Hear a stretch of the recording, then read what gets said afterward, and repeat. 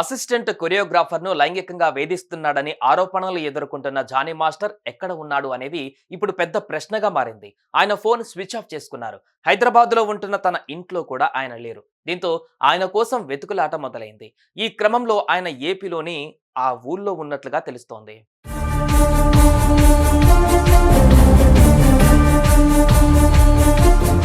మధ్యప్రదేశ్కి చెందిన ఓ అమ్మాయి 2017లో D dance షోలో పాల్గొంది. ఇదే షోకు జానీ మాస్టర్ జడ్జిగా చేశారు. ఆ సమయంలో ఆమెకు తన వద్ద అసిస్టెంట్గా అవకాశం ఇస్తానని చెప్పారు.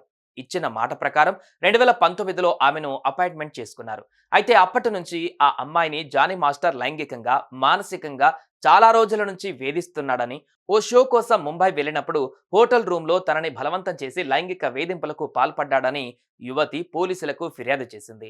అలానే షూటింగ్ టైంలోనూ అందరి ముందు తనని అసభ్యంగా తాకేవాడని, జానీ మాస్టర్ భార్య కూడా తనని మతం మార్చుకొని అతన్ని పెళ్లి చేసుకోమని చాలా ఇబ్బంది పెట్టిందని ఫిర్యాదులో పేర్కొంది.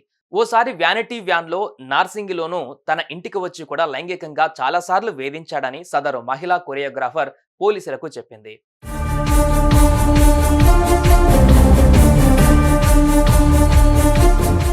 యువతి ఫిర్యాదు మేరకు పోలీసులు కేసు నమోదు చేసుకున్నారు. పలు సెక్షన్ల కింద జానీ మాస్టర్ పై కేసు నమోదు చేశారు. ఇక ఈ విషయం మీడియా వరకు రావడంతో జానీ మాస్టర్ కనబడకుండా పోయారు. తన ఇంట్లో నుంచి పెళ్ళాం పిల్లలతో వెళ్లిపోయారు.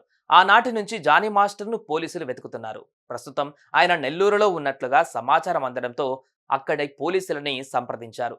ఒకవేళ అక్కడే ఉంటే నెల్లూరు పోలీసులు హైదరాబాద్ పోలీసులకు సమాచారం ఇస్తారు. ఆ తర్వాత నోటీసులు జారీ చేస్తారు.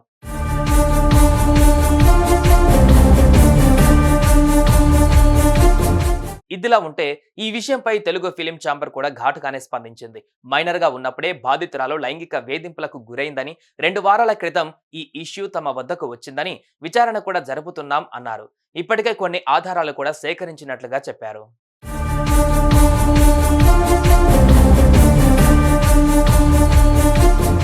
జానీ మాస్టర్ చుట్టూ ఉచ్చు బిగుస్తోంది.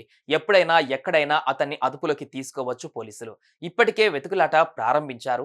నోటీసులు ఇచ్చినా రెస్పాండ్ అవ్వకపోతే అప్పుడు పోలీసులు తగిన యాక్షన్ తీసుకుంటారు. ఇలా తప్పించుకొని తిరిగితే నిజంగానే జానీ మాస్టర్ తప్పు చేసి ఉంటాడనే టాక్ వస్తుంది. చూడాలి మరి ఆయన ఎలాంటి క్లారిటీ ఇస్తారో. సుమన్ టీవీలో మీ పర్సనల్ అండ్ బిజినెస్ ప్రమోషన్స్ కోసం కింది నెంబర్కి కాంటాక్ట్ చేయండి.